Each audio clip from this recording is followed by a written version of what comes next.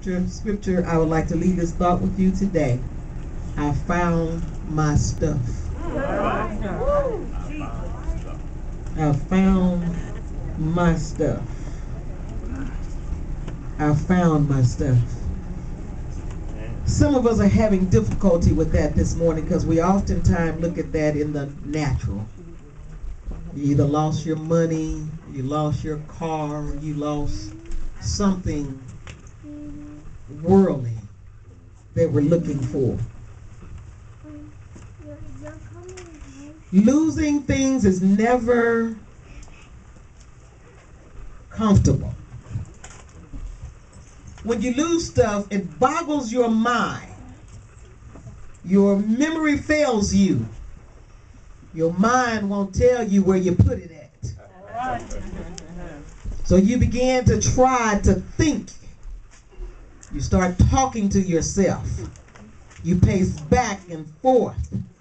You sit down. You get up. You look places you know you didn't go or possibly put it, but since your memory won't cooperate, you think maybe I put it there, or maybe I put it there. Maybe I took it somewhere else. You look in closets. You look in cabinets. Sometimes we even check the toilets. We look inside couches. We go outside to those that have cars, and we go out to the car. Then we have a tendency to call folks and ask folks, have you seen my stuff? Because I just don't remember where I put it. And I heard a comedian says that, look in the place that you last had it. Where if I knew where I last had it, I wouldn't be looking all over the place. But my memory has failed me, and I need to find my stuff. Especially when it's your car keys and you need to go to work. Many times my husband would take my car keys. And I didn't know that in the mornings when I got up that he had taken off with my car keys. So then I would call him and, honey, do you have my car keys? And he would say, yeah, I took them. I'll be back. He's at work. So now he has to leave work to come bring me my car keys so I can go to work. Finally, it got to the place where I learned to stop spending so much time looking for my stuff and start calling him first. Don't take off with my car keys. And then I would pay attention to signs, and I pay attention to situations to try to keep from losing my car keys. And I would make sure I would put them in my purse to try to keep up with them, so that he wouldn't just pick up a set of keys, because on those same keys was his vehicle keys. And he would just grab a set. But on his set, my vehicle keys were not there. And so I had to finally get to the place where I would stop allowing situations to come up where my stuff ended up being lost. It hurts to lose stuff. Oh, yeah. I'm sure we have all lost some stuff at one point or another. Recently we had a EF3 tornado to hit Murfreesboro, Tennessee. With the winds of 165 miles an hour came through and just basically flattened certain areas in that city.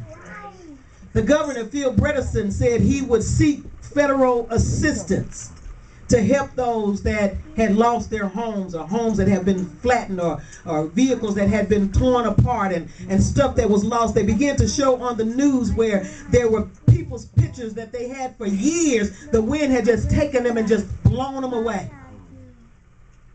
There was one guy said that the wind had picked him up, and he saw himself being blown into the air. And while he was there in the air, there was also a house that came passing him by. But he kept his life. Two people, a mother and her 9-week-old baby, were killed from this tornado. The father was in critical condition. They allowed him out of the hospital so that he can go and to the funeral of the mother and the child. It's a hard thing to lose something. Right. Especially when it's a loved one, a wife or a child, and it's lost and it cannot be reclaimed. But I want to encourage your heart today that there's some of us in here that have lost some stuff that God is going to allow you to get it back. Yes, yes. Last year we lost a car. I loved my car, my Montego. It had stuff in in it that the new car doesn't have in it. Such as when I'm listening to a CD, I can play that one song over and over and over again. I can't do that one in this new car. Some of us have lost relationships. And it's impossible to recover relationships. And because it hurts to fix them, some of them can't be fixed. Some of them have to be let go. But are we willing to let it go so that we can recover?